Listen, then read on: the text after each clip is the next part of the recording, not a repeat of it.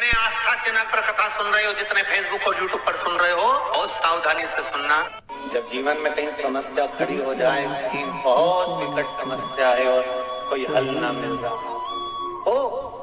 हो जाता है जीवन में, कोई कोई घड़ी ऐसी आके खड़ी हो जाती है जहां पर हमको सोचने के लिए भी समय नहीं है। तब महाराज शनिवार के दिन अगर शिव की आराधना करी जाए, शनिवार के दिन अगर शंकर को जल चढ़ाया जाए, तो जिंदगी में व्यक्ति की, हमारे यहाँ इसको शुक्ल एकादशी भी कहते हैं, और कहते हैं इस सती माता ने यही एकादशी के दिन से जो व्रत साधना करना प्रारंभ करी थी, वो सुख देने वाली थी। निवेदन है आपसे, पूरा घर पड़ा है, खूब लड़ो। क्रोध करना है आपको, पूरी दुनिया पड़ी है, खूब क्रोध करो। शिव महापुराण की कथा तो यहां तक कहती है कि इस पंडाल के अंदर, शिव महापुराण की कथा के अंदर, शंकर के शिवालय के अंदर, शंकर के 12 ज्योतिर्लिंग में कहीं दर्शन करने जाओ, शिव महापुराण की कथा सुनने के लिए जाओ, आपकी जगह पर कोई दूसरा भी बैठ गया है तो आप उधर से खसक कर बैठ जाओ, पर अपने मुंह से अपशब्द मत कहना, एक बार भी आड़ा टेढ़ा ना करना, ठीक है? आप बैठ गए, कोई बात नहीं, बैठो। शिव है ना, आप में भी शंकर है, हम में भी शंकर है, शंकर कथा सुन रहा है, बैठो, विराज। थोड़ा तपन, थोड़ा संघर्ष, थोड़ा कष्ट जिंदगी में आता है और बहुत कुछ सिखाकर जाता है। एक कुमार ने बहुत सारे मटके बनाए। मटका बोलते हो, हंडा बोलते हो कि मटकी बोलते हो, क्या बोलते था? मटका, मिट्टी का मटका, समझ जाओगे ना? एक कुमार ने मटके बनाए, बहुत सारे पानी के मटके बनाए, और बहुत सारे पानी के हंडे, बहुत सारी गगरी पानी की गगरे हंडे बनाए।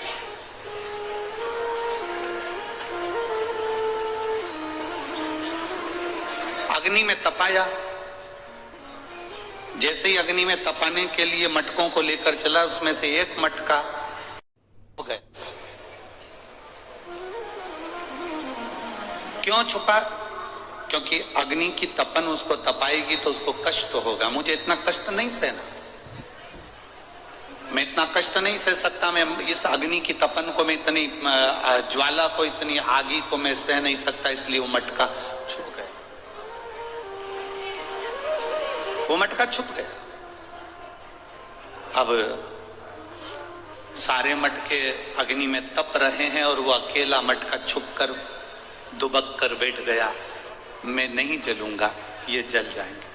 खूब हंस रहा है वो मटका, खूब हंसा।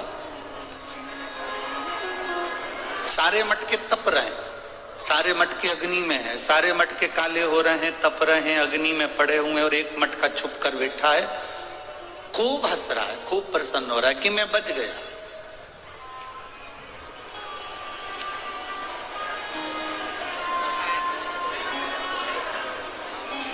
ये मटके की जो कथा है ना, ये आपकी और हमारी भी कथा है। जब अपने स्कूल में दवाई पिलाने वाले आते थे और इंजेक्शन लगाने वाले आते थे, तो सबसे पहले अपन ही भग जाते थे। बोलो सही है कि गलत है? अरे जम के तो बोलो, सही है ना? स्कूल में बच्चों को जब दवाई पिलाने आते हैं, इंजेक्शन लगाने आते हैं, और कभी कभी मेडिकल की टीम आती है और सारे स्कूल के गेट बंद कर दिए जाते हैं चारों तरफ से। क्यों स्कूल के गेट इसलिए बंद कर देते हैं? क्योंकि डॉक्टर को देखकर, सिस्टर को देख के सब भाग जाएंगे, इंजेक्शन कोई नहीं लगवाएगा, दवाई कोई नहीं पिएगा। स्कूल के गेट बंद करे बड़े बड़े, सारी क्लासों में सूचना दे दी, आज मेडिकल कैंप लगा है, सबको दवाई लेना है, सबको इंजेक्शन लगवाना। टिटनेस का इंजेक्शन सबको लगेगा, लाइन लगाओ। सब लाइन लगाते और अपन पीछे से खसक जाते। एक मटका छुप गया, और छुपकर वो मटका बैठ गया और हंस रहा है, खूब हंस रहा है, खूब प्रसन्न। और वो मटका इतना हंसा, इतना प्रसन्न हुआ कि ये सब काले हो गए, ये सब जल गए, सब तप गए और मैं बच गया। समय आया, सारे मटके काले पड़ने के बाद में ठंडे हो गए, आग ठंडी हो गई, अग्नि ठंडी हो गई। और अग्नि जब ठंडी हुई, आग जब ठंडी हुई, अग्नि जब पूरी ठंडी हो गई, आग पूरी जब ठंडी हो गई, 2 घंटे निकले थे और तेज जलवृष्टि हो गई। इतना तेज पानी गिरा, इतना तेज जलवृष्टि हुई, इतना तेज पानी गिरना प्रारंभ हुआ, जो छुपकर बैठा था वो पूरा गल के मट्टी में मिल गया, और जो अग्नि में तपे हुए थे वो पानी में भी अलमस्त होकर पड़े हुए। अलमस्त।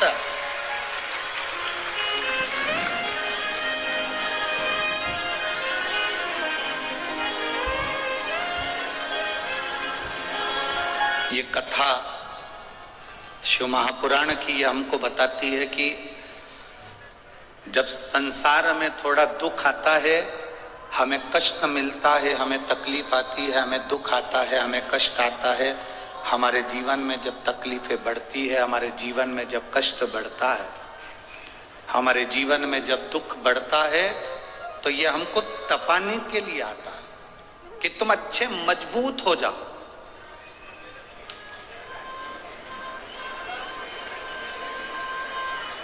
अभी जैसे विधायक जी ने कहा, माननीय श्री रवि जी राणा जी ने, कि किसान को थोड़ी सी फसल नहीं आती या थोड़ा सा अनाज नहीं आता, थोड़ी सी तकलीफ आती है तो वो किसान अपने प्राणों को त्याग देता। क्यों? किस लिए? तप रहे हो, खूब तपो, छुप मत जाना उस मटके के जैसे।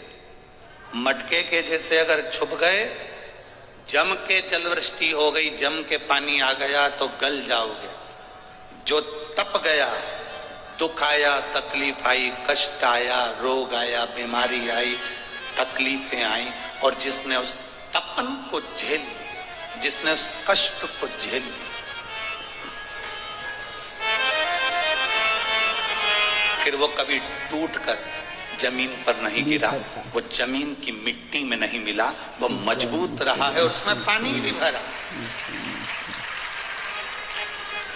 श्री शिवाय नमस्तुभ्यम। हर हर महादेव। पूज्य प्रदीप मिश्रा जी ने आज कथा में बहुत अच्छी बात बताई है, क्योंकि ज़िंदगी में दुख और परेशानी हमेशा बने रहते हैं, लेकिन हमें उनका डट कर मुकाबला करना चाहिए, तभी हमारा शरीर तप कर और हमारा जीवन अच्छा बनेगा। अगर आपको पूज्य प्रदीप मिश्रा जी की कथा और उपाय अच्छे लगते हैं तो प्लीज़ मेरे चैनल को लाइक, कमेंट और शेयर ज़रूर करें, क्योंकि मेरे चैनल पर पूज्य प्रदीप मिश्रा जी के आपको नए नए उपाय और नई नई कथा सुनने को मिलेंगी। श्री शिवाय नमस्तुभ्यम। हर हर महादेव। भगवान आप सभी की मनोकामना पूरी करे। इसी मनोकामना के साथ श्री शिवाय नमस्तुभ्यम।